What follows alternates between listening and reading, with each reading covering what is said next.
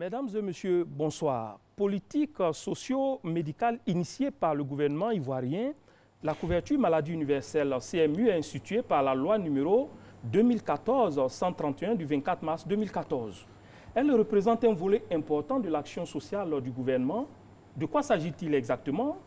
Qui est concerné? Que paie-t-on? Que gagne-t-on? À quand le démarrage? C'est la problématique principale de ce numéro de RTI 1 Reçoit. À cela s'ajoutent les acquis des secteurs de l'emploi et de la protection sociale. Et pour en parler justement, nous recevons le ministre de l'Emploi et de la Protection sociale, Pascal Kwaku-Abinan. Bonsoir, monsieur le ministre. Bonsoir. Avec moi, Kolo Koulibaly, journaliste à la rédaction de RTI 1. Bonsoir, Kolo. Bonsoir, Adama. Cette émission, vous le savez, est interactive. Vous pourrez donc nous joindre au 22 40 12 58 et Régis Kofi se chargera de recueillir vos préoccupations. Monsieur le ministre, on parle de caisse nationale d'assurance maladie, on parle aussi de couverture maladie universelle. On se perd souvent dans la délimitation des compétences. À quoi ramènent toutes ces appellations? Qui fait quoi exactement?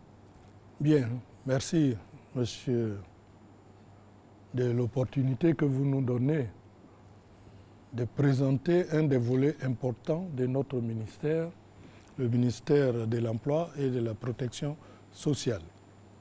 Alors, vous l'avez dit, c'est une loi de 2014 qui a institué la couverture maladie universelle. Et il faut le dire, cette couverture maladie universelle a une histoire. Vous avez entendu parler de l'AMU à l'époque.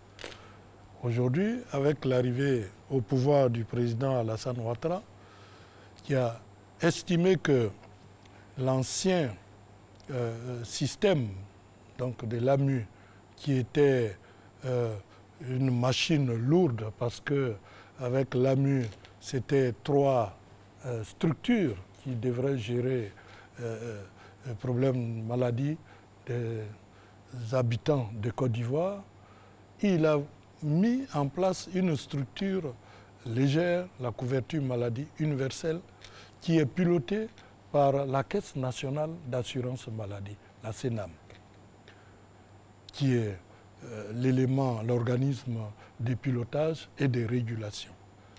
Alors, 2014 donc, la Caisse nationale a été créée.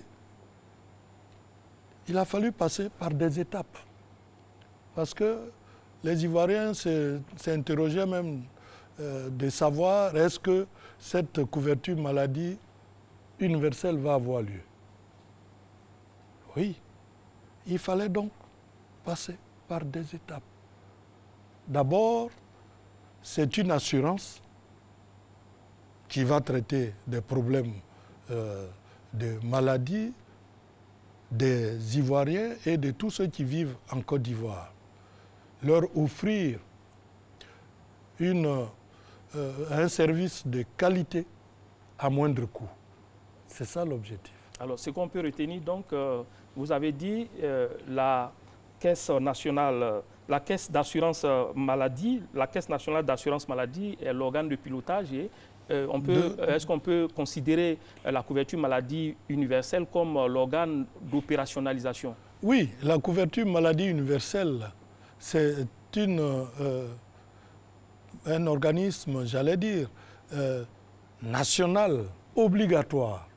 Il faut insister là-dessus, obligatoire, qui va donc s'occuper de la santé, la qualité des services des Ivoiriens. D'accord. Donc je disais que la mise en œuvre respecte des étapes. Il fallait d'abord commencer par l'identification des bénéficiaires. D'accord, nous allons y revenir, monsieur le ministre. Voilà qui est clair, la différence entre la Caisse nationale d'assurance maladie et la couverture maladie universelle. Dans l'élément qui va suivre, Christ Diomandé et Flora Balo-Gueye nous présentent la couverture maladie universelle et tendent leur micro à la population qui donne son avis. Suivons. La couverture maladie universelle CMU, entrée dans sa phase d'opérationnalisation le 30 décembre 2014, se présente comme un système qui repose sur le principe de l'assujettissement obligatoire des personnes résidant en Côte d'Ivoire. Il priorise la mutualisation du risque maladie et l'équité d'accès aux soins sans distinction d'âge, de sexe, de religion ou de zone de résidence.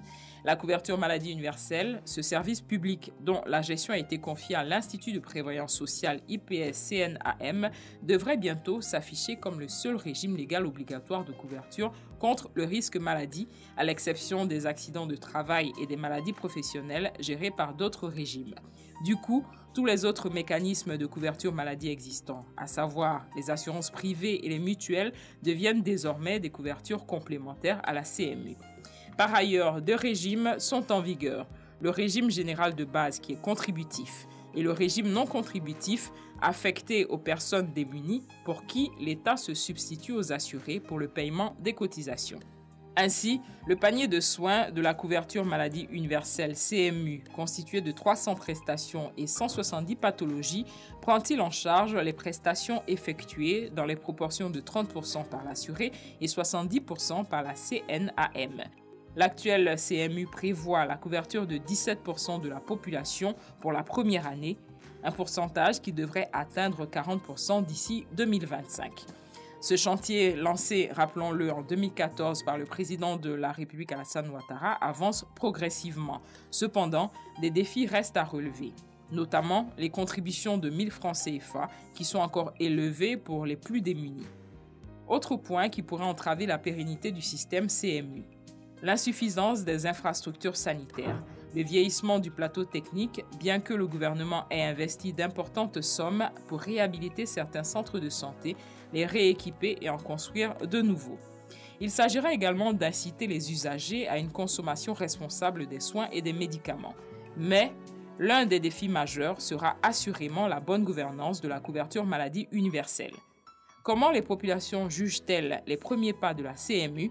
La couverture maladie universelle va permettre à la population de pouvoir se soigner, même les plus démunis, que ce soit dans les structures publiques, privées, de pouvoir avoir accès aux soins. De la manière que les gens ont expliqué le projet et que le jour où tu as un problème de santé et tu peux aller dans un centre de santé pour qu'on puisse te prendre en charge, ça sera très bon. Bon, moi, je me suis pas inscrit parce que je me dis quoi, est-ce que les gens vont respecter ce qu'ils ont dit réellement? La couverture maladie universelle, on attend toujours grande chose de ça, on ne voit rien venir. Jusque-là, une fois on a été identifié, tout et tout, vraiment je suis encore sceptique. D'abord, on ne nous a pas éclairci, et puis on nous dit on va payer 1000 francs. Dès qu'on paye 1000 francs, on se fait soigner, tout et tout. Tout ça n'est pas expliqué. Quand vous rentrez au CHU aujourd'hui avec une maladie, vous payez tout. Mais si maintenant on vous dit que vous devez payer 1000 francs et puis vous devez être pris en charge avec tout ce qu'on a comme prestation, vraiment, je ne suis pas sûr qu'on peut réaliser cela. Le social doit beaucoup primer, surtout cette couverture maladie universelle. Le président de la République a vu vraiment que beaucoup d'Ivoiriens n'arrivent pas à se soigner. Il y a beaucoup aussi qui ne sont pas dans l'administration. Donc il a pensé à cette solidarité-là. Le processus est en marche. Voilà, ça se passe bien même avec les étudiants.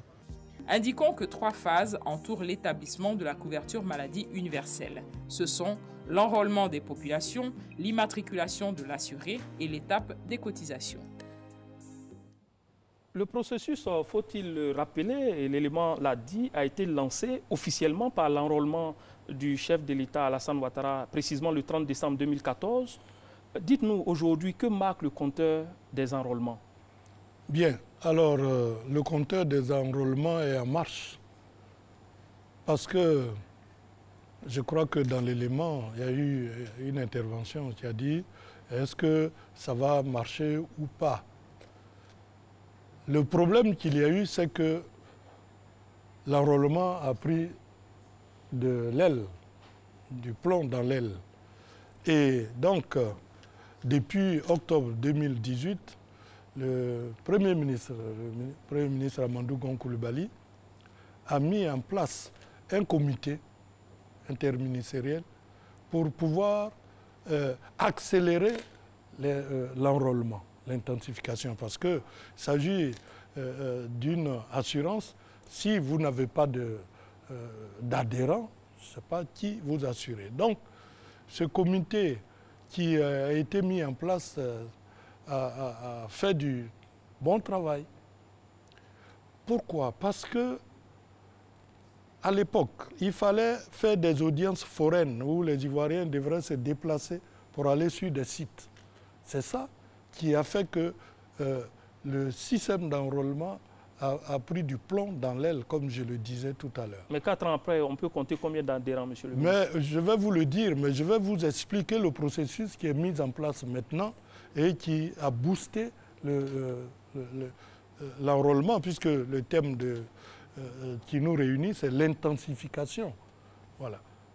Donc, avec le nouveau système, le comité que le Premier ministre a mis en place, on a changé de méthodologie d'enrôlement. Parce que finalement, pour se faire enrôler, vous avez besoin de votre carte d'identité, vos éléments biométriques. Et or, tous ces éléments, on les a dans différents fichiers qui existent aujourd'hui. Quand vous prenez la solde, les fonctionnaires, il y a le fichier de la solde. Vous prenez les militaires, il y a le fichier solde militaire. Les policiers également. Tout ceci, tous ces éléments sont, j'allais dire, compilés au niveau de l'ONI, l'Office national d'identification. Alors, donc, la nouvelle méthodologie a consisté à faire un croisement de tous ces fichiers qui existent, pour lesquels on retrouve les mêmes éléments. Depuis ce moment-là, depuis donc octobre 2018, que nous avons commencé à croiser les fichiers, en moins de quelques mois, on a pu enrôler 619 000 bénéficiaires avec les cartes qui sont éditées. Vous me posez la question, au jour d'aujourd'hui, nous sommes à combien? Nous sommes à 1 800 000 personnes enrôlées. Mais l'objectif pour le départ, c'est 4 millions que nous visons. 4 millions. Et au jour d'aujourd'hui, nous sommes à 1,8 million. Et je pense qu'avec le croisement des fichiers, d'ici quelques 2 mois, 3 mois, nous pourrons atteindre au moins 2 millions. Sinon plus. Donc voilà la situation au jour d'aujourd'hui en termes de personnes enrôlées dont les cartes sont déjà éditées. Et les cartes, depuis le 1er février 2019, ont commencé à être distribuées sur les sites d'enrôlement. D'accord, donc l'élément l'a dit tout à l'heure, on a 3 phases, il y a l'enrôlement, il y a l'identification et la cotisation. À quel stade vous vous trouvez exactement avec ce 1,8 million de personnes enrôlées? Oui, mais en fait, c'est plutôt l'identification et l'enrôlement. Et ensuite, quand vous êtes enrôlé, vous avez votre carte qui est éditée. J'ai dit les cartes sont en train d'être distribuées. Aujourd'hui, nous sommes à 1,8 million, comme je l'ai dit, de personnes enrôlées, dont les cartes sont éditées, qui ont commencé à être distribuées. Kolo Coulibaly. Monsieur le ministre, ça fait effectivement plusieurs années qu'on parle de cette politique sociale, couverture maladie universelle. Mais à vous entendre, on voit bien qu'il y a des difficultés encore. Est-ce que cette fois, on peut se dire légitimement que nous sommes dans la dernière ligne droite et que cette fois, c'est la bonne? Oui, tout à fait. Je peux répondre que cette fois, c'est la bonne.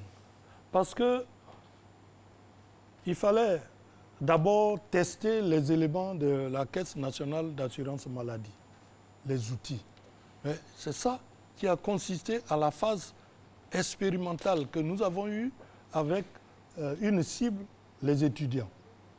Les étudiants qui étaient évalués à 150 000 personnes, mais finalement, c'est 114 000 personnes qui ont été effectivement identifiées.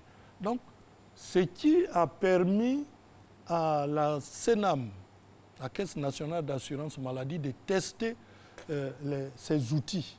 Ce qui a été fait. Mais auparavant, il faut dire que le gouvernement a fait beaucoup d'efforts parce qu'il fallait au niveau des étudiants restaurer les centres de santé universitaires dans l'ordre de 2,2 milliards. Ensuite, payer la cotisation des étudiants. C'est une caisse, c'est une cotisation que chacun doit payer. Pour la première année, la phase expérimentale, le gouvernement a payé la contribution des étudiants pour près de 900 millions. Donc vous voyez qu'aujourd'hui, nous pouvons dire que la caisse a ces outils qui sont opérationnels, fonctionnels, et donc je peux rassurer les Ivoiriens que cette fois-ci, c'est la bonne. Dans l'élément qu'on a suivi tout à l'heure, on a entendu « on ne voit rien venir » d'ici un intervenant tout à l'heure. C'est quand effectivement le début des prestations? Bien. Alors, l'enrôlement, lui, comme je l'ai dit, va continuer parce qu'on a un objectif de 4 millions pour commencer. Mais l'objectif final, c'est d'enrôler le maximum de personnes vivant en Côte d'Ivoire. Donc, l'enrôlement ne va pas s'arrêter. Ça va continuer. Ça va continuer. D'accord. Est-ce que la date d'avril 2019 qui a été annoncée la date pour le du début des cotisations, c'est le 1er avril. À partir du 1er avril, tous ceux qui sont enrôlés aujourd'hui vont commencer à cotiser. Il y a une période de carence de 3 mois et donc le début des prestations, c'est le 1er juillet 2019 où quand vous allez aller avec votre carte dans un centre de santé, vous allez être reçu et les prestations auxquelles vous aurez droit vont vous être fournies. C'est une date ferme parce qu'il y a eu beaucoup de rendez-vous manqués, monsieur. Oui, c'est une date ferme cette fois-ci. Alors, je vais même vous dire qu'on a commencé avec les personnes vulnérables. Je ne sais pas si on aura l'occasion d'y arriver. D'accord. Donc, je vous donnerai des informations. Je rappelle que vous pouvez nous joindre, chers téléspectateurs, au 22 40 12, où Régis Kofi pourra recueillir vos préoccupations par rapport au débat que nous menons ce soir. Monsieur le ministre, dites-nous, où est-ce qu'on peut s'enrôler? On s'enrôle, c'est vrai qu'on en parle, mais quels sont les sites où il faut aller pour pouvoir s'enrôler? Bien. Alors, les sites sont disséminés sur tout le territoire national. Au niveau d'Abidjan, vous voyez dans les quartiers des sites d'enrôlement à l'intérieur du pays également. Mais je vous ai dit qu'en plus de ces enrôlements qui se font sur les sites, il y a aussi le croisement des fichiers que nous sommes en train de faire. Donc c'est tout cet ensemble-là qui va donner à terme un nombre important que nous souhaitons pour les bénéficiaires, les adhérents. Je rappelle pour précision que le numéro c'est bien le 22 40 12 58. Alors quelles sont les pièces avec lesquelles il faut se présenter sur les sites d'enrôlement? Bon, mais sur les sites d'enrôlement, la première pièce qu'on vous demandera, c'est votre carte d'identité. Parce qu'il y a beaucoup d'anonymie en Côte d'Ivoire, donc on a besoin de votre carte d'identité qui va donner votre nom, votre date de naissance, le lieu de naissance. Et puis, à partir de ce moment-là, vous êtes enrôlé, enfin identifié et enrôlé. D'accord. Kolo Koulibaly. Vous avez indiqué que la CMU est obligatoire. Je comprends difficilement ce caractère obligatoire parce qu'il y a des personnes qui ont des assurances privées. Alors pourquoi c'est obligatoire? Voilà. Est-ce qu'il n'y aura pas de conflit entre ceux qui ont déjà souscrit à des assurances privées? Le gouvernement de Côte d'Ivoire a pour mission de s'occuper de la santé de ses citoyens. Or, si ce n'est pas une action obligatoire et qu'on dit chacun fait ce qu'il veut, entre guillemets, permettez-moi le terme, mais vous verrez qu'il y a beaucoup de gens qui ne vont pas s'occuper de ce côté essentiel qui est la santé. Donc, le gouvernement rend ce système obligatoire, mais vous voyez par le taux modique de 1000 francs qu'on demande.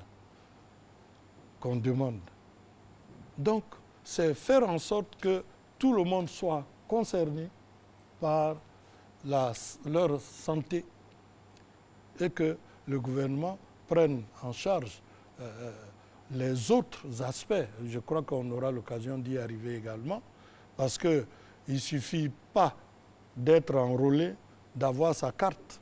Il faut qu'en face, quand vous allez arriver dans les centres de santé, le plateau technique soit à la mesure de vos attentes et que vous soyez reçus dans de très bonnes conditions et qu'il y ait aussi le médicament, on va y arriver certainement, disponible pour pouvoir vous permettre de vous soigner à moindre coût et avoir des soins de qualité.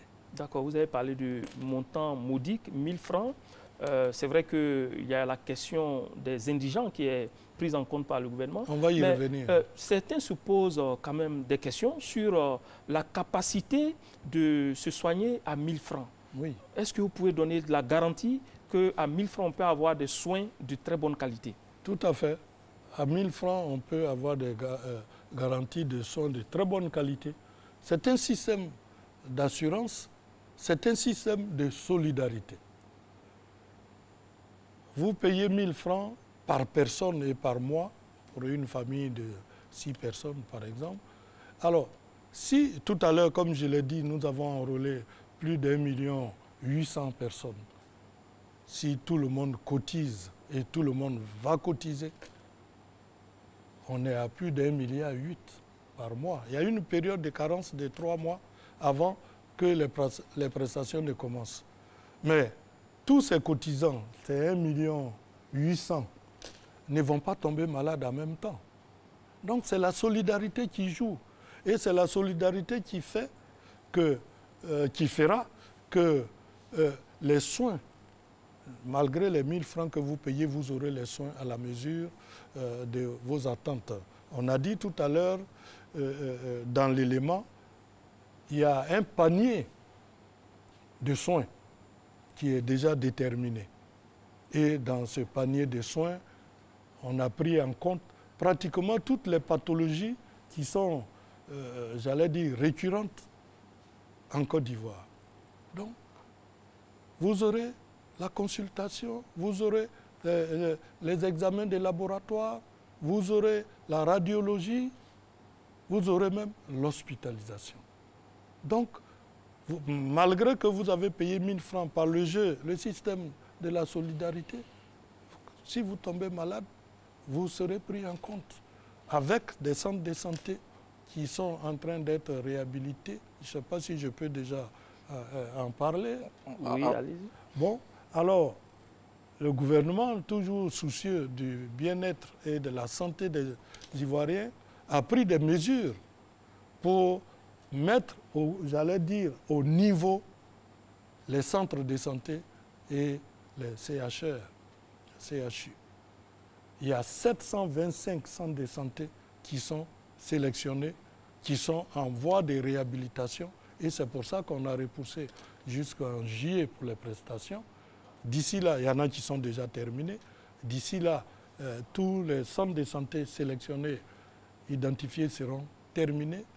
Et puis, lorsque vous allez y arriver, vous allez avoir un plateau technique, en tout cas, qui va satisfaire vos besoins. Est-ce à dire que les assurés ne pourront s'adresser qu'aux établissements sanitaires publics? Oui, les assurés, en tout cas de la Caisse nationale d'assurance maladie, vont s'adresser aux établissements sanitaires publics. Et c'est pour ça que le gouvernement est en train de réhabiliter et de mettre ces établissements aux normes. Il y a, je vous ai parlé des étudiants où les centres de santé universitaires ont été restaurés. Il y a les centres de santé militaires qui sont aussi restaurés, en voie de restauration. Et comme je vous ai dit, sur l'étendue du territoire, c'est 725 centres de santé qui sont identifiés et qui sont en train d'être restaurés. Beaucoup ont été déjà faits.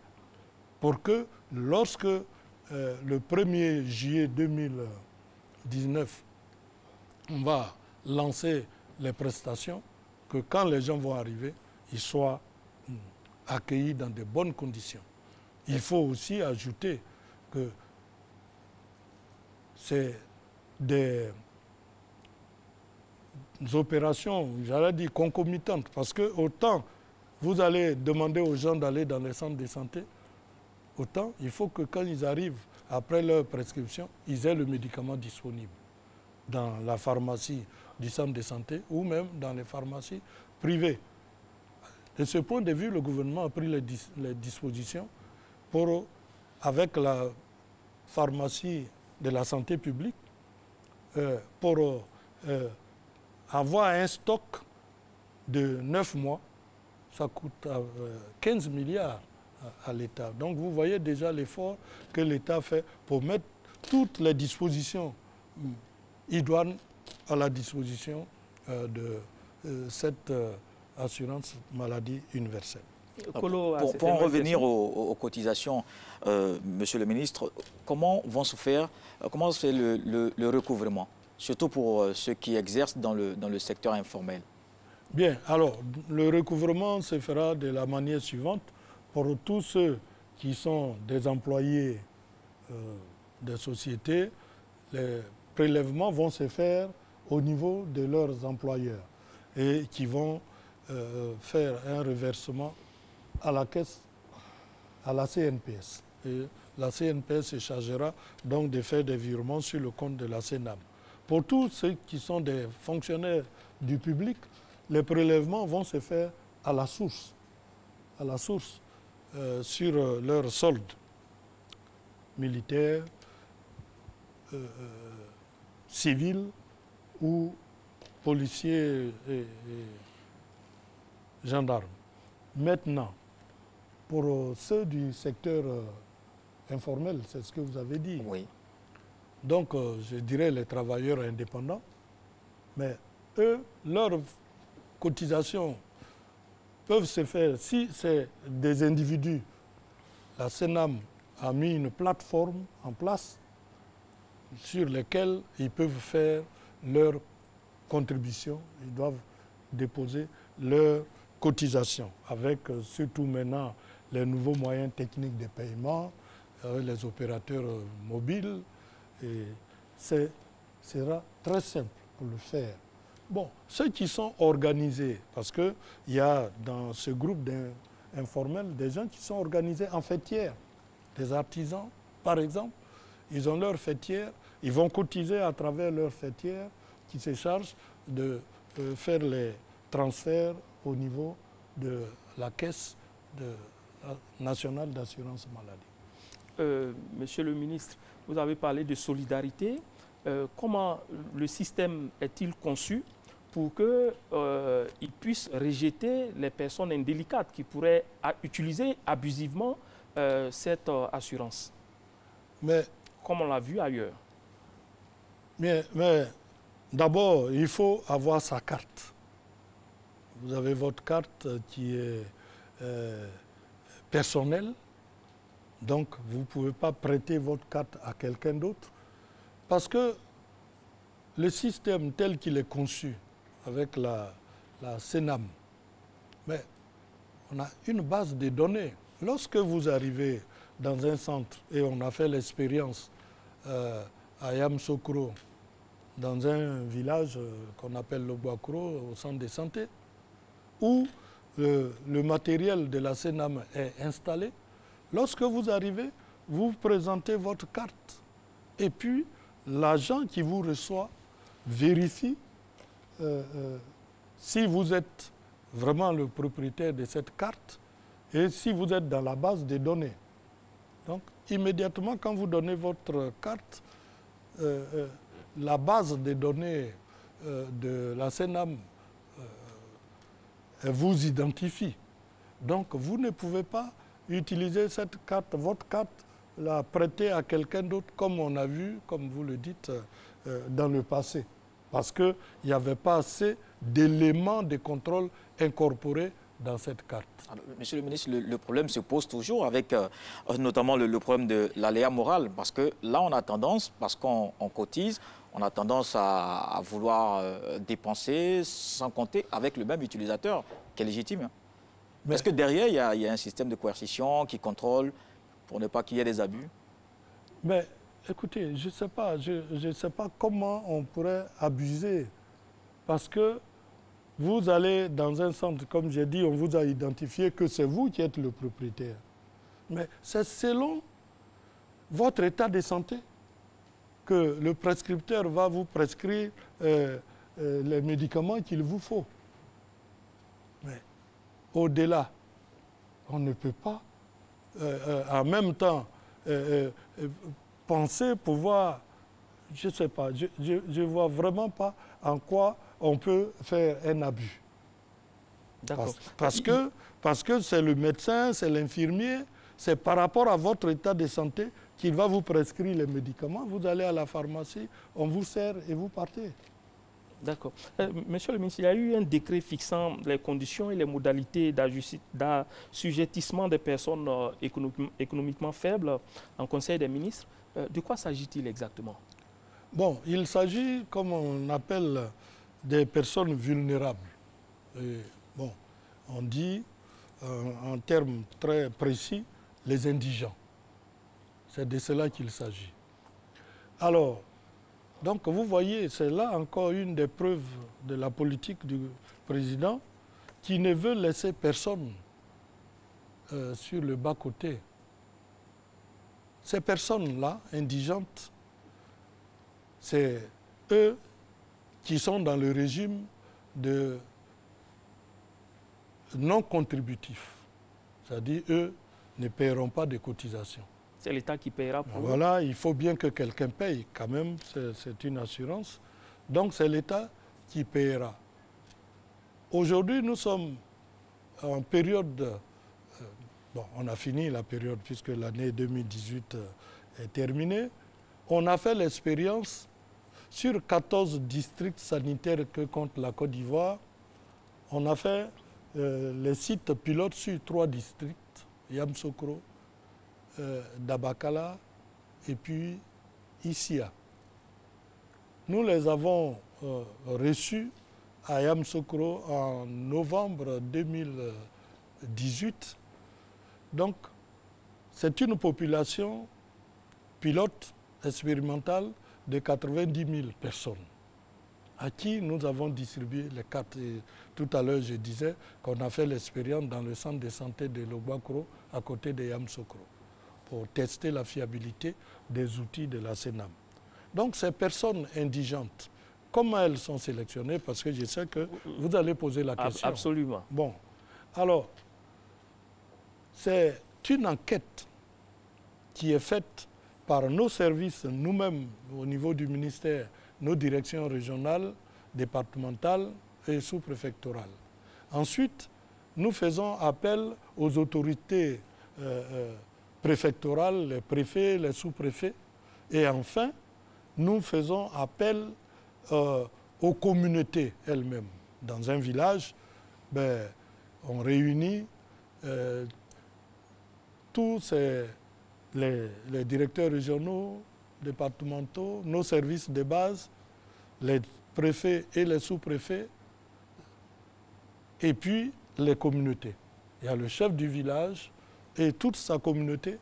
On sait dans le village que vraiment cette famille-là ne peut pas payer 1000 francs par mois. Par mois. Parce que quand on fait le ratio, bon, c'est la famille pauvre ou indigente, c'est la famille qui reçoit à peine 335 francs par jour, à peine. Donc, à partir de tous ces éléments-là, on détermine, voilà, dans tel village, les personnes indigentes. Et c'est l'État qui prend en compte. Mais entre-temps, dans la phase opérationnelle, du moins la phase expérimentale, ce sont nos partenaires au développement, notamment la Banque mondiale, qui a payé pour ces 90 000 familles, ménages, 90 000 ménages précisément. Parce qu'à terme, cela va concerner près de 400 000 ménages. Et l'État de Côte d'Ivoire qui prend le relais à partir de cette année 2019 a mis une dotation budgétaire de 6 milliards pour prendre en compte ces personnes indigentes. Vous parlez de ménages. Est-ce que dans leur cas, il s'agit de cotisations en termes de ménage ou bien d'individus? Non, dans leur cas, ils ne cotisent pas. C'est l'État, je veux dire... Tout le ménage est pris en charge? En charge. Avec leur carte, ils vont dans le centre de santé, on les ausculte, et puis les médicaments leur sont fournis gratuitement pour ceux qu'on a identifiés comme étant des personnes indigentes. Alors, au terme, finalement, Monsieur le ministre, vous avez annoncé le chiffre de 6 milliards supporté par le budget de l'État. Vers la fin de l'opération, est-ce que l'impact budgétaire est aujourd'hui mesurable sur cette politique globale de santé? Mais oui, mais c'est une assurance, donc il faut prendre les dispositions. J'ai dit, la phase expérimentale, leurs cotisations ont été payées par nos partenaires au développement.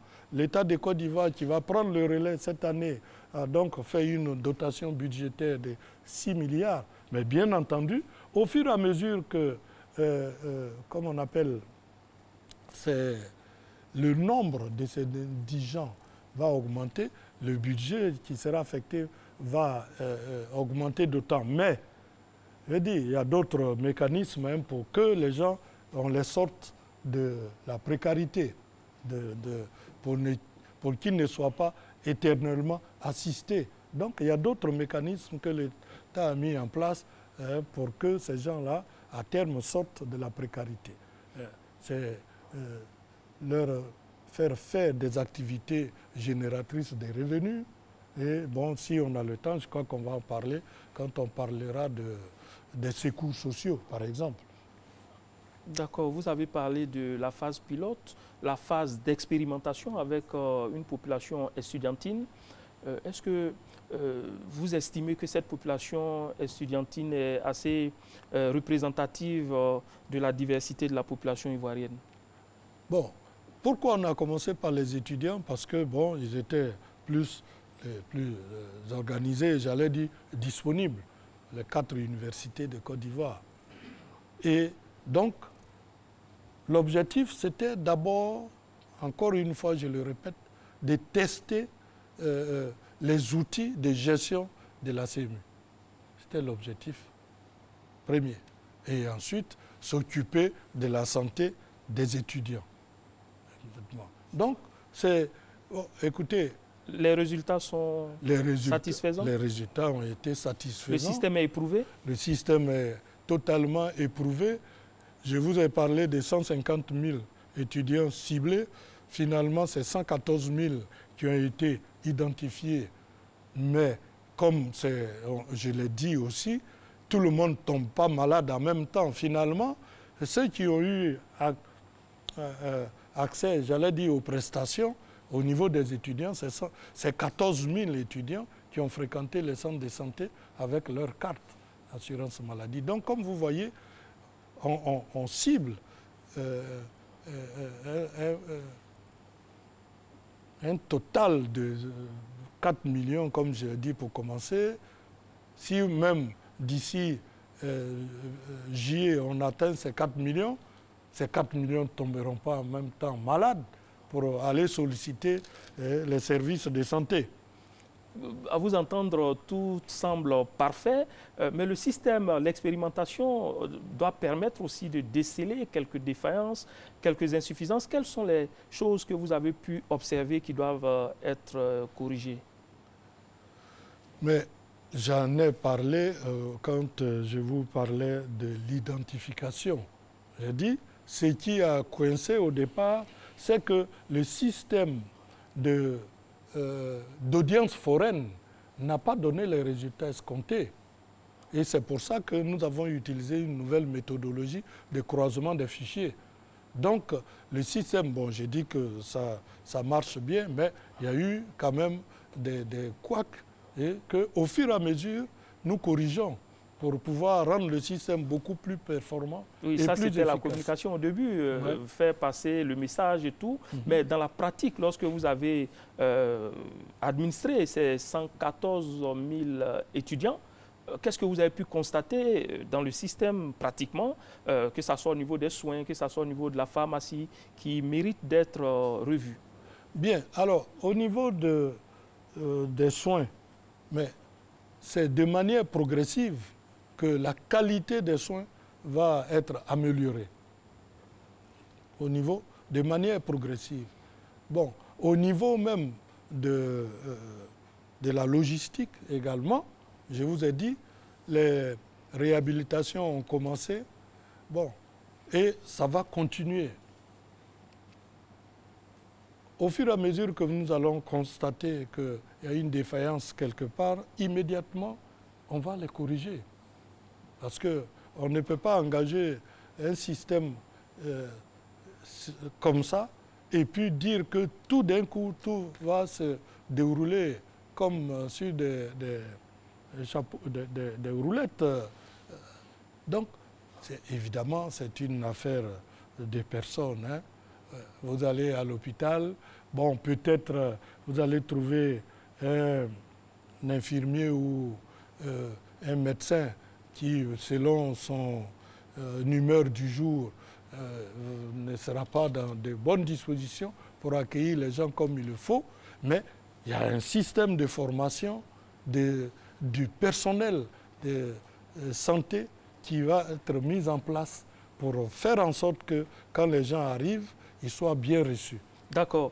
Alors, les téléspectateurs ont réagi, les premiers en tout cas au 22 40 12 58. Et nous allons donc laisser Régis nous résumer les préoccupations, les premières préoccupations qu'il a pu recevoir. Bonsoir à toutes et à tous. Bonsoir à Dama, bonsoir à Kolo Coulibaly, bonsoir Monsieur le Ministre. Effectivement, les Ivoiriens sont intéressés justement par les questions abordées avec le ministre Pascal Abina, à commencer par M. Alfred Kwame de Boaké qui veut savoir si tout le monde, riche comme pauvre, est concerné par la cotisation de 1000 francs CFA par mois. Nous avons également la préoccupation de M.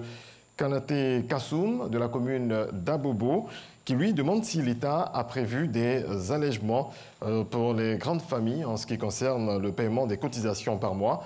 Il précise qu'il a 11 enfants. Madame Ghislaine Apo est à Yopougon-Jesco. Elle dit n'avoir pas vu de centre d'enrôlement dans son quartier, encore moins à la Ciporex où elle travaille. Même préoccupation pour M. Yao Kwasi qui est à Port-Boué. Il veut savoir, pour se faire enrôler, il doit se rendre dans quel centre à Port-Boué. Monsieur Richard Kofi, il travaille dans une entreprise dans laquelle il bénéficie déjà d'une assurance. Alors, il pose la question de savoir quel serait l'avantage pour lui de souscrire à ce nouveau produit rendu obligatoire par l'État de Côte d'Ivoire. Et puis, on termine avec monsieur Yeo Suleiman à Bobo, qui demande si les bénéficiaires pourront se faire soigner dans les hôpitaux privés. Quel est le taux de couverture? C'est sa question. Voilà, monsieur le ministre, la question d'Alfred Kwame qui est à Boaké, je pense qu'on l'a répondu. On a dit que c'est une cotisation obligatoire. Monsieur Kassoum Konaté parle d'allègement pour les familles nombreuses. Qu'est-ce qui est prévu à ce sujet? Bien, alors ce qui est prévu, c'est ce que la loi a prévu. C'est-à-dire? C'est-à-dire 1000 francs par personne, hein, et par mois. Et le système a limité un ménage à 6 personnes. 6 personnes. Donc, il n'y a pas d'allègement. Et au-delà de 6, lui, il a 11 enfants. Bon, mais bon, ça, je dis, comme la loi a prévu 6 enfants par ménage, c'est 6. Bon, maintenant, c'est des cas pratiques hein, qu'on verra. Bon, le gouvernement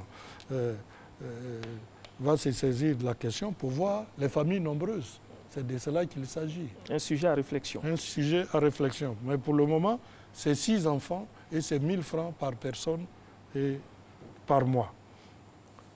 Ensuite, je crois qu'il y a une question sur les sites d'enrôlement. D'enrôlement posée par Mme Ghislaine Apo. Alors, les sites d'enrôlement, je crois la dame dit qu'elle est à Port-Boué.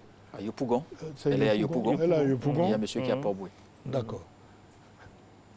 Les sites d'enrôlement, moi j'en vois aujourd'hui. Bon, c'est vrai qu'ils ne sont pas fréquentés comme au premier moment, mais peut-être même qu'elle voit. Parce que vous voyez, c'est des. Comment on appelle ça? Des box. Des box. Hein? Peut-être qu'elle ne sait pas que c'est là qu'il faut aller. C'est pour ça. Sinon, dans tous les quartiers d'Abidjan, et j'ai dit, sur toute l'étendue du territoire, dans les villes à l'intérieur, il y a ces box-là. Je crois que ce monsieur et cette dame, s'ils sont, selon le quartier où ils sont, qu'ils aillent, quand ils vont voir un box, qu'ils aillent s'informer, parce qu'il n'y a plus d'affluence dans les box, donc peut-être ça n'attire pas l'attention, mais ils n'ont qu'à aller s'informer, en principe, sur tout le territoire d'Abidjan. Tous les quartiers ont des sites d'enrôlement. Il y a la préoccupation de M. Richard Kofi qui parle un peu de double emploi parce qu'il bénéficie d'une assurance dans son entreprise. Quel avantage il a à souscrire à la couverture maladie universelle? Qu'est-ce que vous lui dites pour le séduire? Bon, ce que je lui dis pour le séduire, c'est que là, il ne paye que 1000 francs et les prestations qui vont être offertes sont vraiment, j'allais dire, élargies. Et donc, avec les 1000 francs qu'il paye, il aura des prestations. Peut-être qu'avec son assurance, de l'autre côté, il paiera beaucoup plus cher. Donc, c'est déjà un avantage pour lui de payer peu et de bénéficier gros, si on peut s'exprimer ainsi. Et puis, c'est M. Kofi, il s'appelle.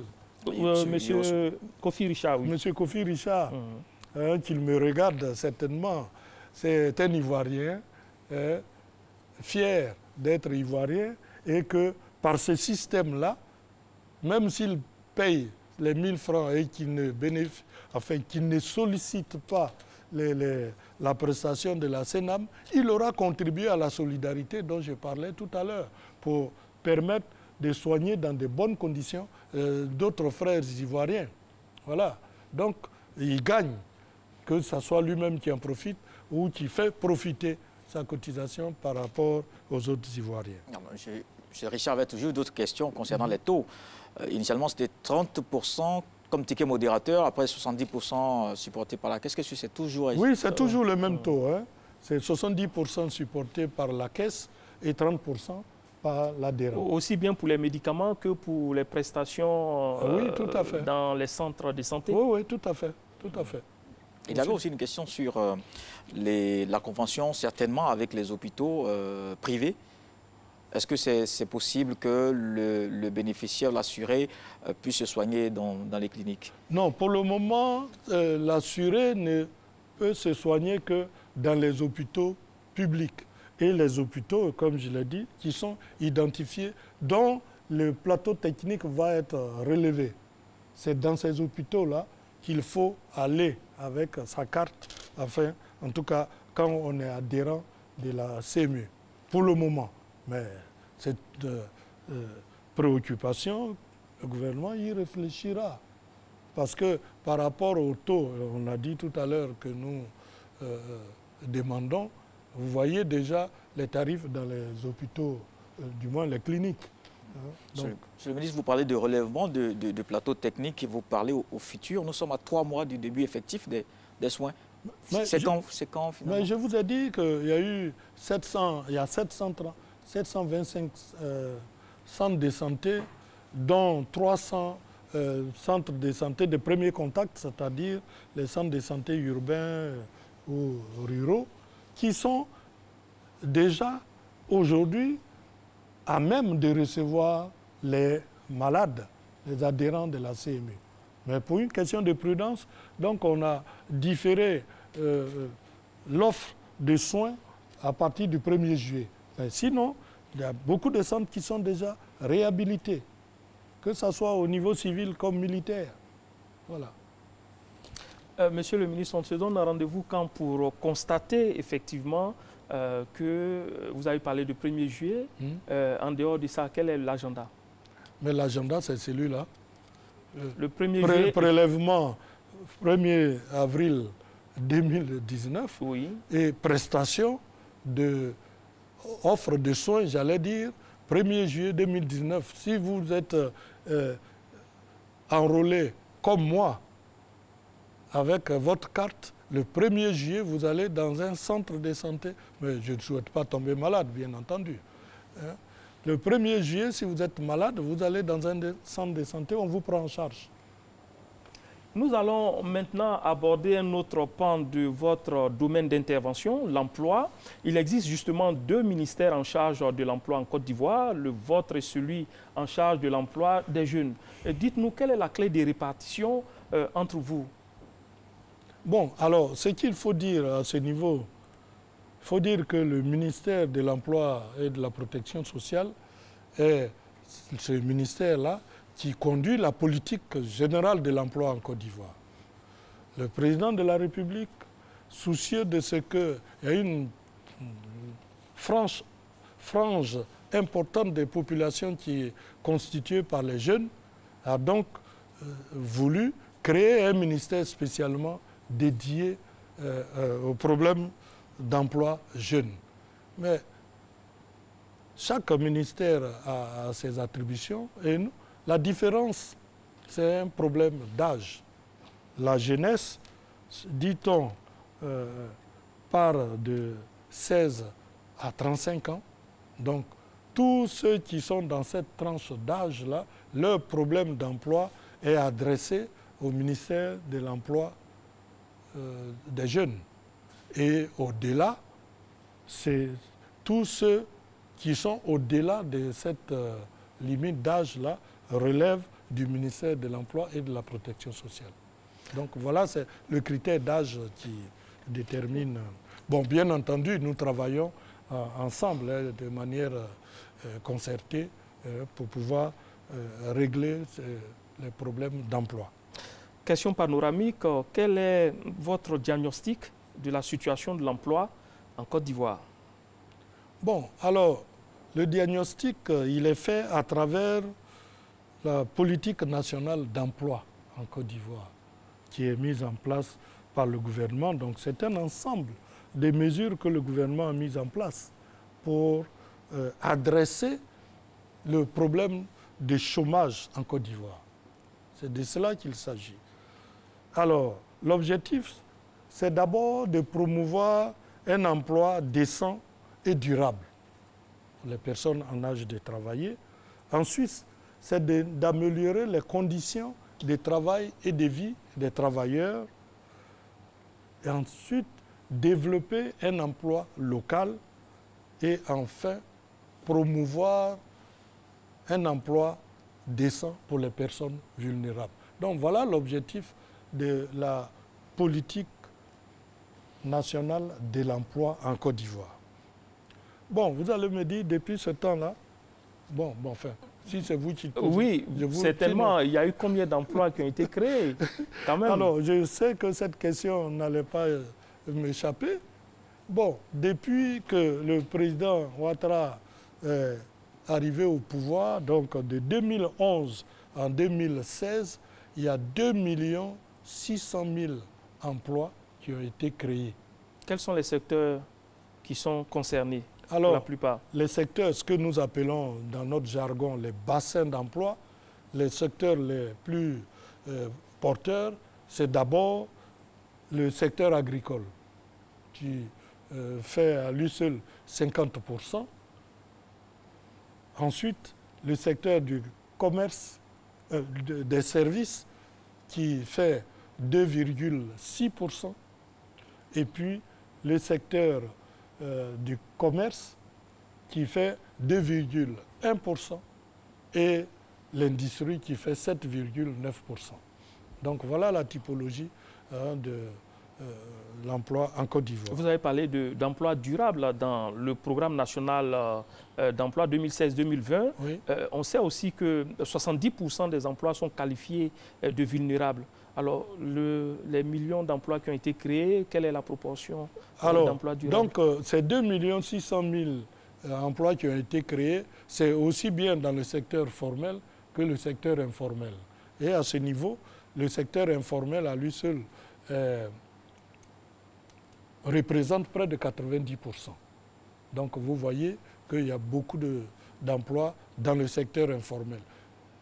La préoccupation, j'allais dire, l'objectif du gouvernement, c'est de faire une transition de l'informel vers le formel. Et ça, tous les moyens sont mis en œuvre avec des mesures incitatives, des mesures fiscales, etc., pour amener les gens du secteur informel à venir au secteur formel. Est-ce que je dois vous ajouter, pour terminer sur ce plan-là, le coût total de la politique nationale de l'emploi de 2018 à 2020 va coûter 52 milliards à l'État. Et ça va servir à quoi? Ça va induire un emploi, un impact emploi de 800 000 emplois qui vont être créés. Voilà. D'accord. Récemment, il a été publié un taux de chômage de l'ordre de 2,8%. Bien, c'est un chiffre qui étonne plus d'un. À la simple observation d'un marché du travail fortement déséquilibré par une grande demande d'emploi. Comment est-ce qu'on est parvenu à obtenir ce chiffre qui est qui est l'objet de beaucoup de discussions? Bien, alors c'est un taux à polémique, comme vous venez de le dire. Hein.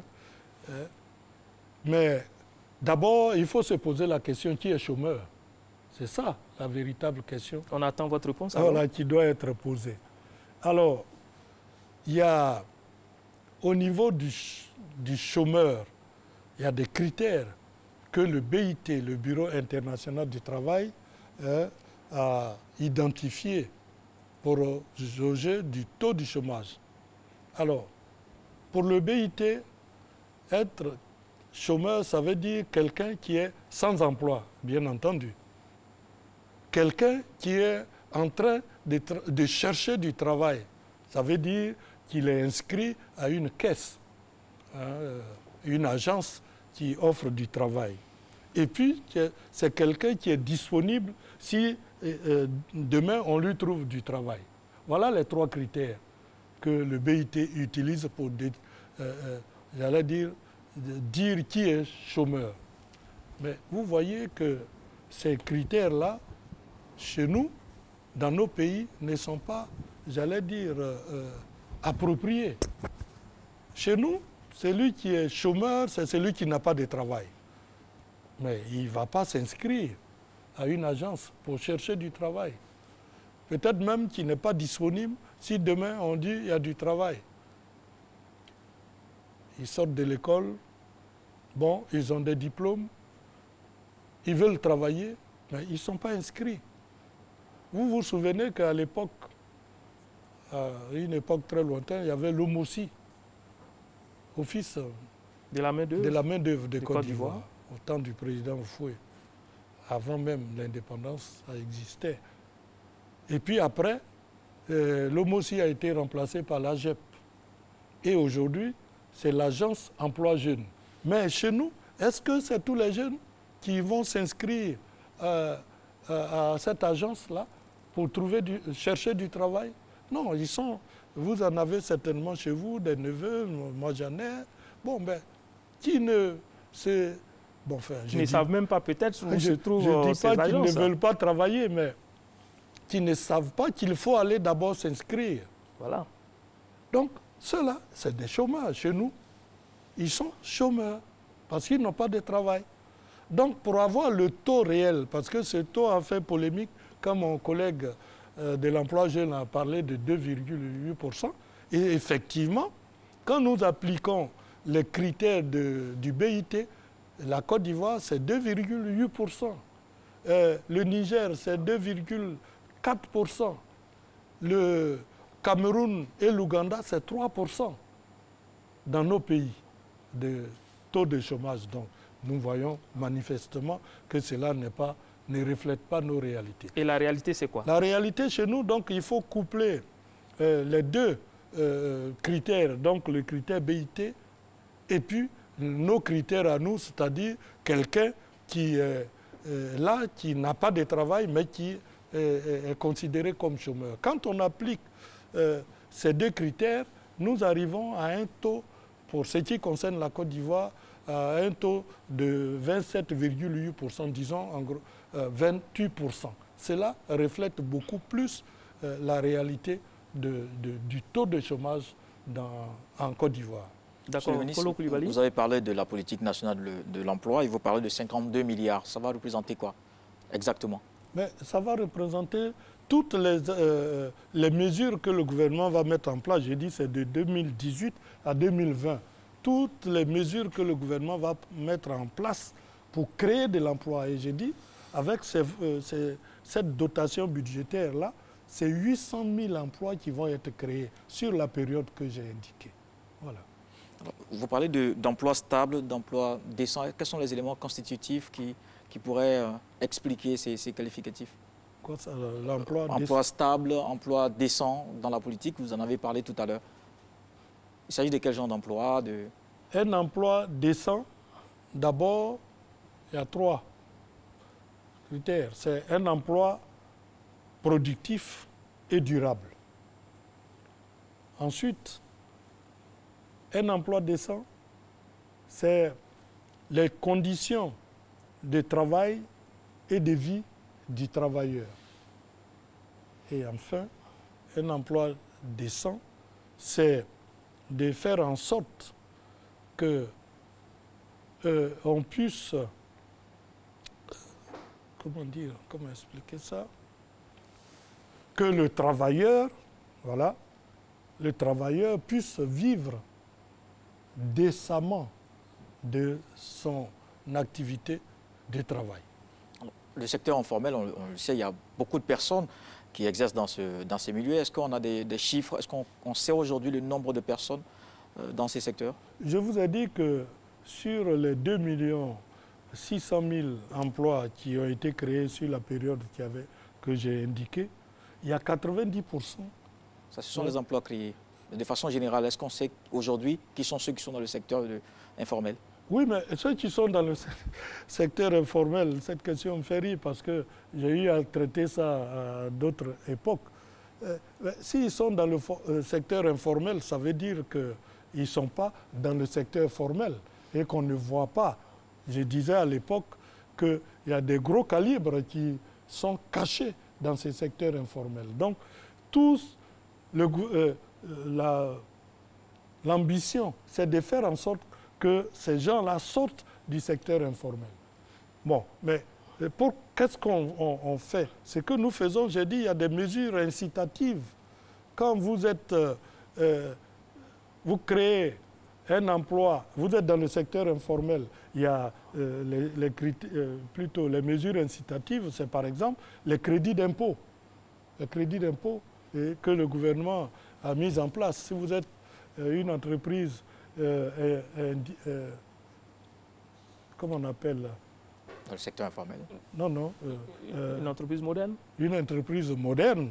Vous créez un emploi, bon, selon la taille de votre entreprise, vous avez un crédit d'impôt qui va de 1 million à 1,5 million parce que vous avez créé 2 ou 3 emplois. Quand vous avez créé ces emplois, vous êtes sorti de l'informel. Dans le régime de l'impôt, le régime réel d'imposition. D'accord. Si vous êtes dans ce qu'on appelle le régime de l'impôt synthétique, vous avez créé 1 ou 2 emplois, vous avez droit à... Bon, les chiffres, ça c'est à vérifier, mais c'est dans l'ordre de 150 à 250 000 francs de crédit d'impôt. Ça veut dire quoi? Ça veut dire cela vient en réduction de l'impôt que vous auriez dû payer parce que vous avez créé 2 ou 3 emplois. Ça permet de faire sortir les gens de l'informel. D'accord. Alors, une des réalités du monde du travail, c'est l'expérience exigée à l'embauche. En Afrique, en général, on a à peu près 1 million de jeunes qui arrivent sur le marché de l'emploi chaque mois. Et ce sont des personnes à qui on demande une expérience. Ça pose en même temps le problème de la formation et de l'adéquation entre la formation et l'emploi. Alors, qu'est-ce qui est prévu de sorte que les formations répondent aux exigences des entreprises? Je crois que ce point de vue-là avait été largement développé par mon collègue de l'emploi jeune.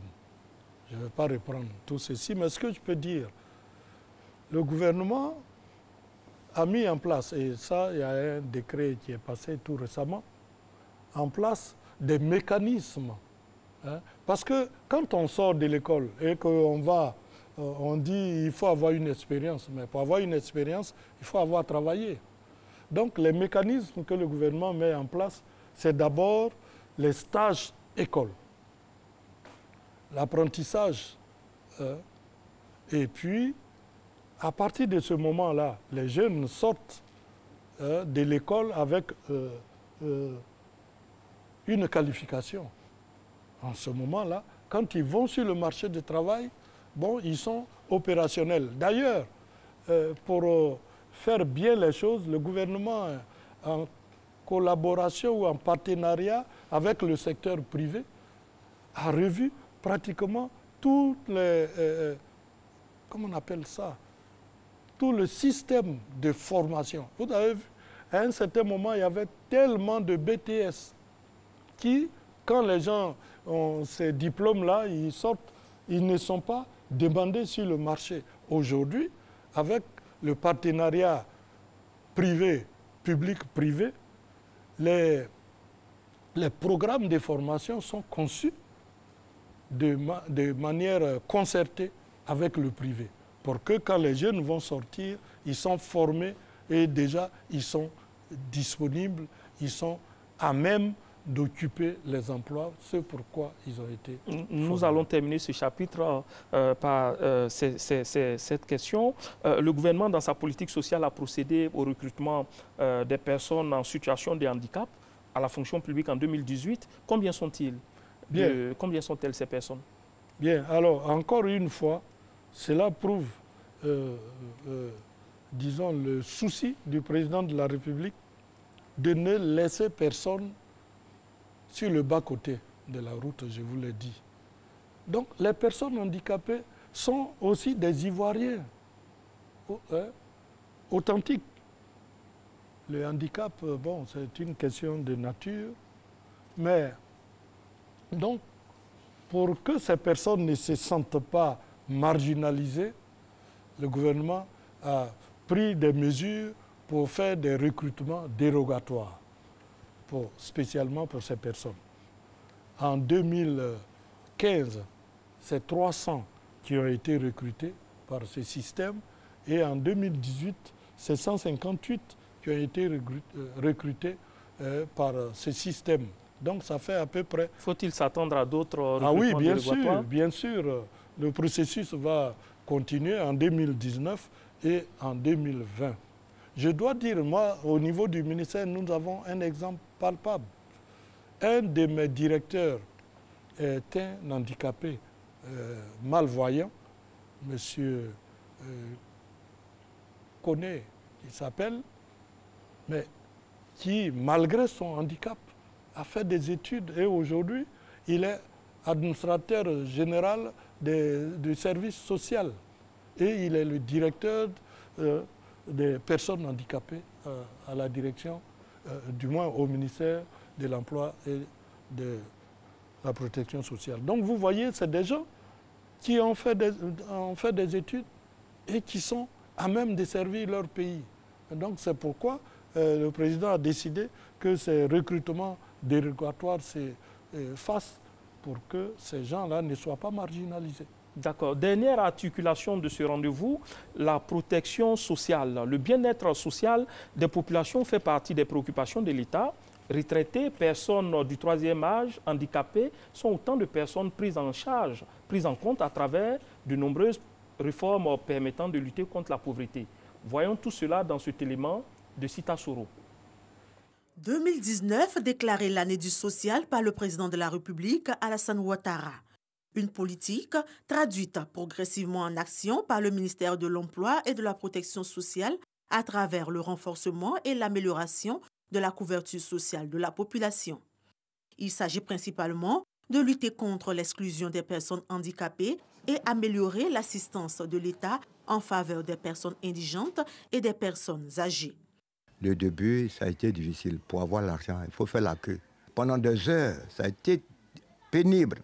Pour quelqu'un qui ne se porte pas bien et qui fait ces gens de rang-là pour percevoir son argent, peut crever en voulant avoir les pensions de retraite.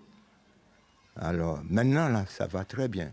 En plus des mécanismes visant à améliorer les conditions d'accès à la retraite, une prise en charge en termes de soutien alimentaire et d'appui aux associations de retraités et de personnes du troisième âge est effectuée par le ministère. Nous finançons, nous aidons les associations de retraités à se constituer et à informer nos assurés sociaux sur les formalités administratives à accomplir pour pouvoir bénéficier de leurs droits. Nous essayons de leur rendre visite à leur domicile ou bien même sur une place publique, leur parler de la nutrition, leur parler également de tout ce qui contribuerait à leur bien-être. Et nous organisons un salon international à leur intention. Depuis quelques années, les institutions de protection sociale telles que la Caisse nationale d'assurance maladie CNAM, la CEGRAE et la CNPS mettent tout en œuvre pour assurer un mieux-être aux personnes âgées à travers de nombreuses réformes. Avant la réforme de 2012, notre délai de traitement il était au-delà d'une année.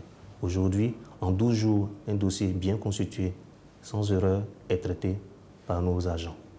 Aujourd'hui, nous sommes présents sur toute l'étendue du territoire ivoirien, de telle sorte à avoir une direction de proximité avec nos assurés sociaux.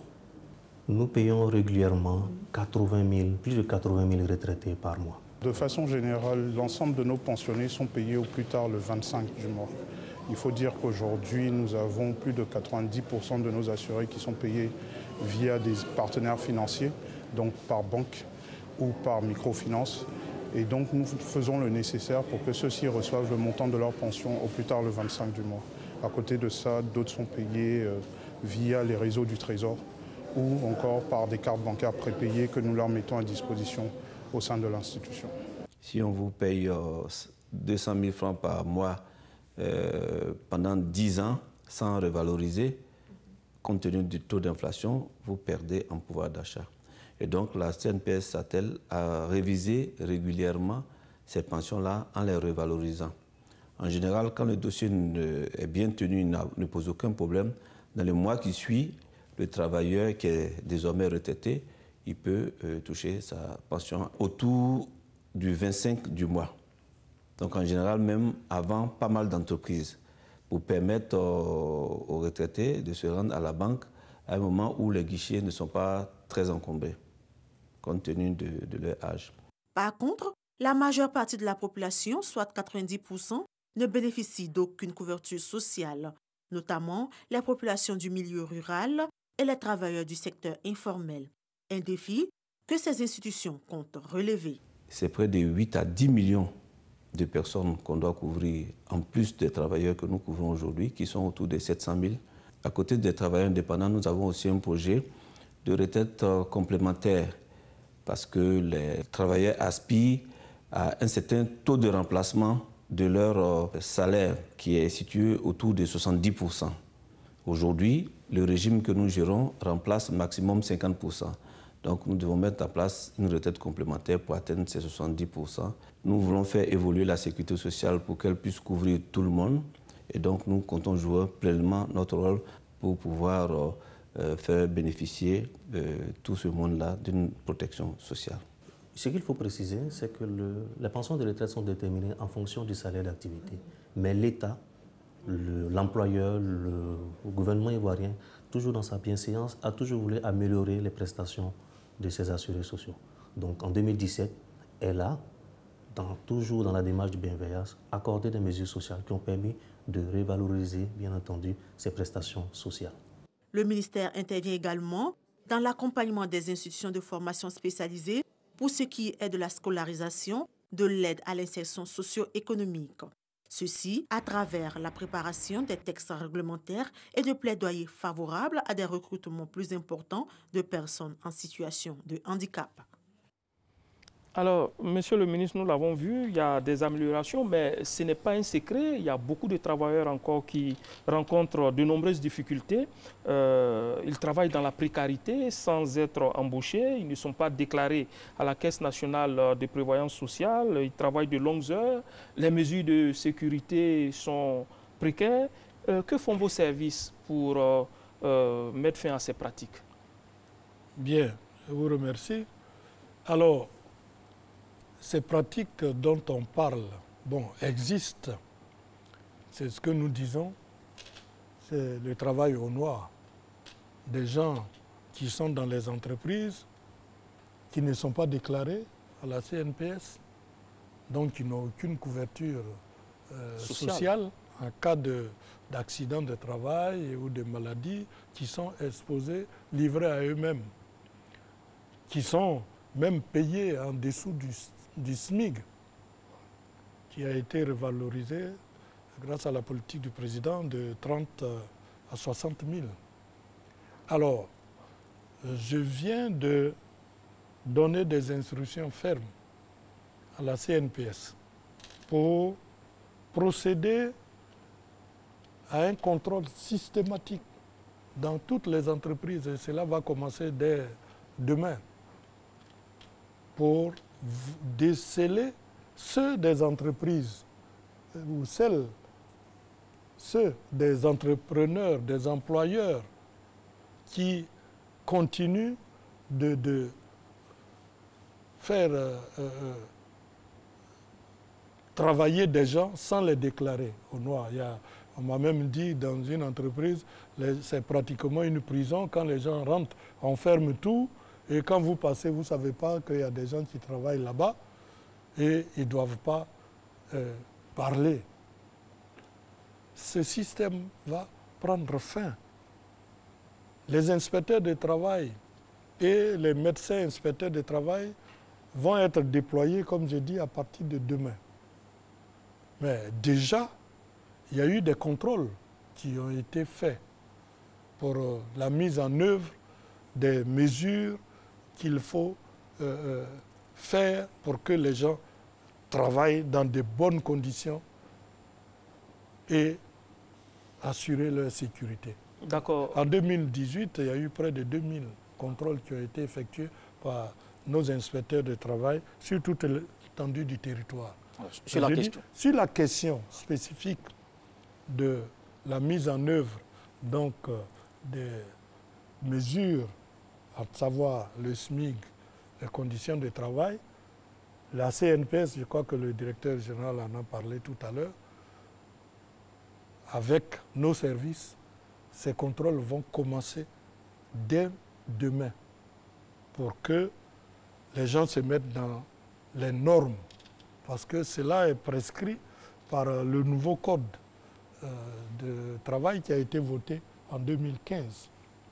Des contrôles pour faire quoi? Que prévoient les textes justement contre ces contrevenants? Mais écoutez, si vous n'appliquez pas la loi, vous ne payez pas les gens au SMIC, mais vous êtes en faute, on doit vous sanctionner.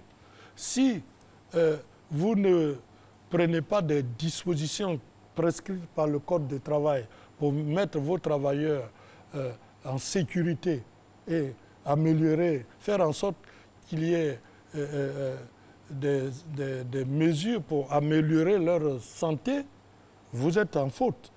C'est d'ailleurs pour ça que le gouvernement a recommandé que dans chaque entreprise, il y ait un centre social. Un centre social. D'accord. Dans chaque entreprise. OK. Alors, nous allons retrouver Régis Kofi qui a recueilli vos préoccupations au 22 42 58. Régis Kofi. Ils sont nombreux au téléphone puisque c'est un sujet très intéressant. On a Franck Zilé qui est titulaire d'un BTS en communication d'entreprise, une filière qui n'existe plus. Aujourd'hui, il est sans emploi. Sa question, que fait l'État pour l'adéquation formation-emploi? Madame Antoinette Adjo nous appelle de la commune de Marcory. Elle est commerciale dans une entreprise privée. Elle estime qu'elle est sous-payée depuis 5 ans. Elle a saisi l'inspection du travail, mais le problème n'est pas réglé. Que faire, demande-t-elle. Monsieur Lucien Kwame est un nouveau fonctionnaire. Selon lui, selon les informations qu'il a reçues, il doit être payé ou alors il doit toucher son rappel 15 mois après avoir travaillé. Une situation difficile pour lui. Il souhaite qu'une solution soit trouvée. Et puis on a monsieur Conan Yao qui demande qu'est-ce que le ministère de la Protection fait pour les nombreux contractuels dans le secteur de l'emploi, des contractuels qui ne sont pas déclarés à la CNPS ni à la CEGRAU. Merci à Régis Kofi. Voilà 3 préoccupations dont la première a été déjà prise en compte. Madame Adjo, qui est à Marcory, estime qu'elle est sous-payée. La question du SMIG revient. Alors, qu'est-ce que vous pouvez en dire, Monsieur le ministre?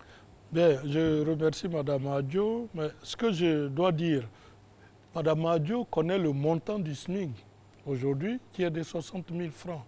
Alors, si son employeur ne paye pas ce montant-là, mais elle n'a qu'à aller à l'inspection du travail. Hein?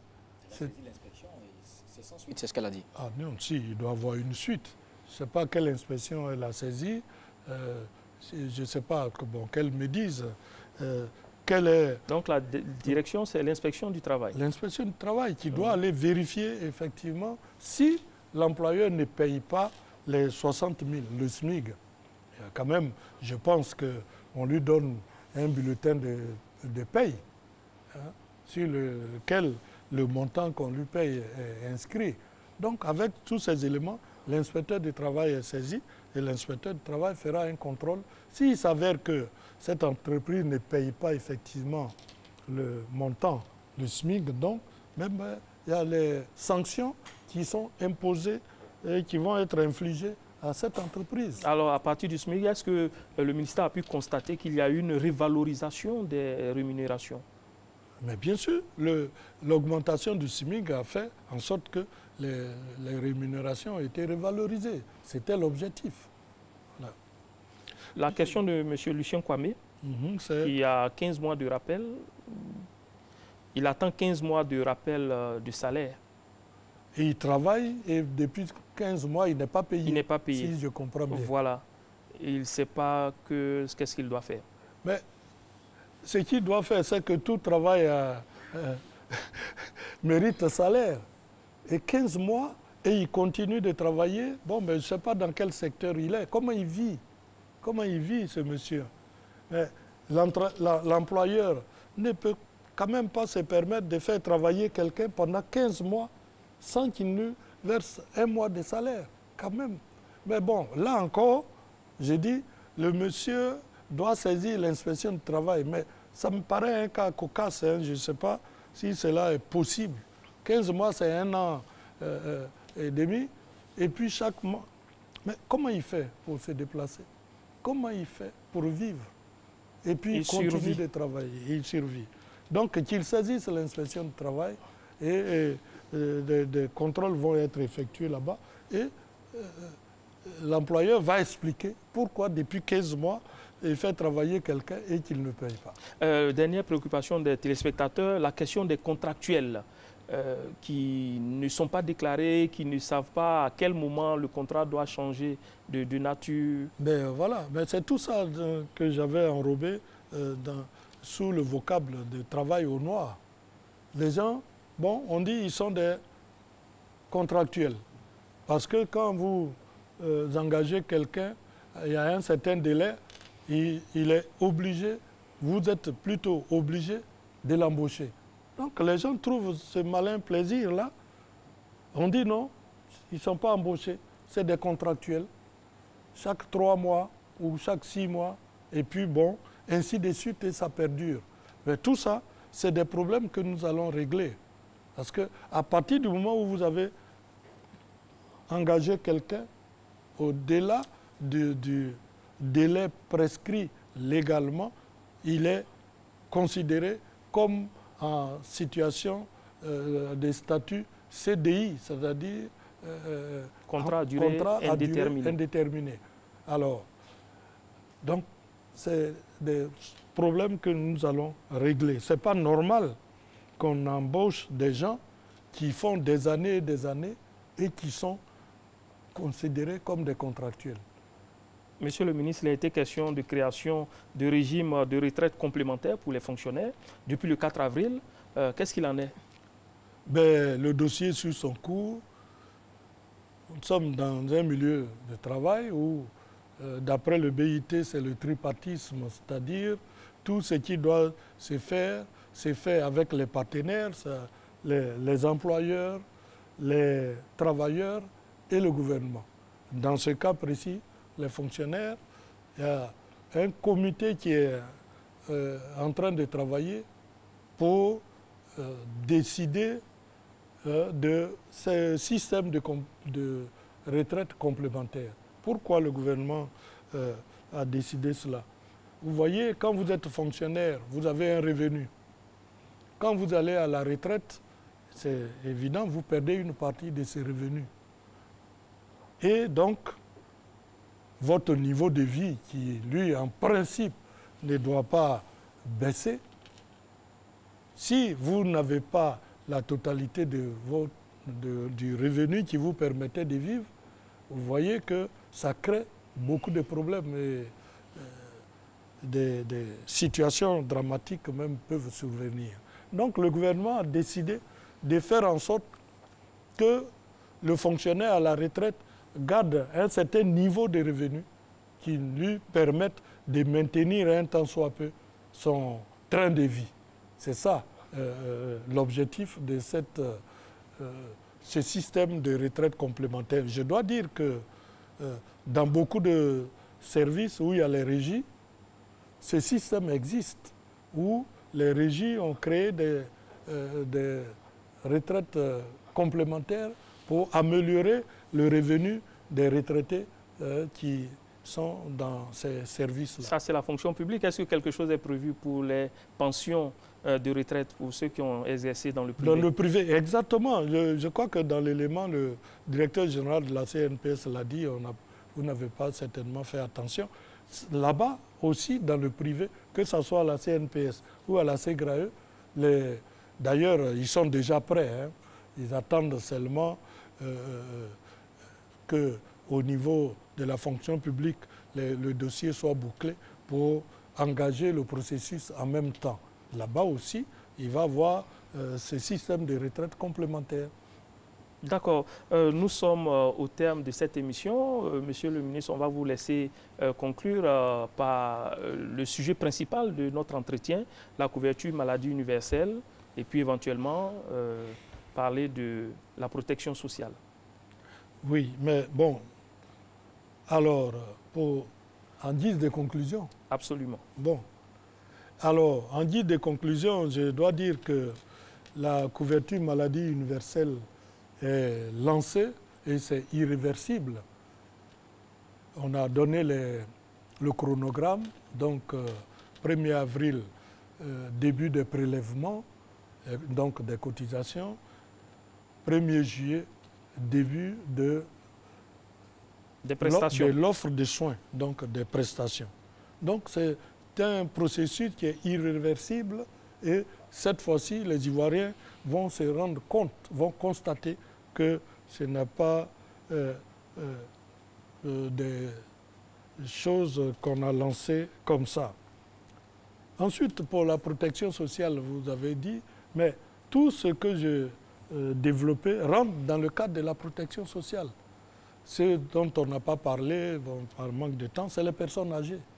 Le troisième âge? Les personnes du troisième âge qui sont aussi prises en compte par le biais de la CMU qui va se mettre en place, par le biais des activités génératrices de revenus que le gouvernement met à leur disposition. Et je dois dire, pour signaler que il y a eu 115 projets qui ont été mis en place pour les personnes âgées et qui ont induit la création de 3500 emplois avec un coût de près de 400 millions que l'État réalisé pour ces personnes âgées. Tout récemment, le mois de décembre, nous avons organisé la Journée nationale des personnes âgées où nous avons réuni à l'Hôtel Ivoire près de 3000 seniors, comme on les appelle. Alors, là, le problème, il y a beaucoup d'autres mesures qui sont prises en compte. La création de centres de gériatrie, c'est-à-dire des centres dédiés spécialement aux personnes âgées, au CHR d'Angré, par exemple, la création des centres sociaux pour prendre en compte ces personnes âgées avec la création, l'expérimentation des centres de loisirs pour les personnes âgées au centre social d'Anono, par exemple. Donc il y a beaucoup de mesures qui sont mises en place pour prendre en charge les personnes âgées. En guise de conclusion, je voudrais dire que la Côte d'Ivoire aspire à l'émergence l'année 2020. C'est le président de la République qui l'a dit. Le gouvernement, sous l'autorité donc du président de la République et sous l'égide du Premier ministre, se dévoue chaque jour que Dieu fait avec détermination à réaliser tout ce qui est réforme qui vont dans le sens de l'amélioration des conditions de vie et de travail des populations ivoiriennes. Mais cette ambition qui est portée par le gouvernement, c'est avec chacun de vous et chacune de vous que le gouvernement va arriver à réaliser cette ambition. Merci. Je vous remercie. C'est une actualité nationale dans le secteur de la santé, la couverture maladie universelle. Nous en avons parlé au cours de cette émission. Nous avons parlé également de l'emploi, du travail, de la sécurité sociale en compagnie du ministre de l'Emploi et de la Protection sociale, Pascal Kwaku Abinan. Merci, Monsieur le ministre, d'avoir éclairé les Ivoiriens. Merci à vous, téléspectateurs, de nous avoir suivis et d'avoir participé à cette émission. Rendez-vous bientôt pour un autre numéro de RTI 1 reçoit. D'ici là, portez-vous bien et restez sur la chaîne qui rassemble. Merci.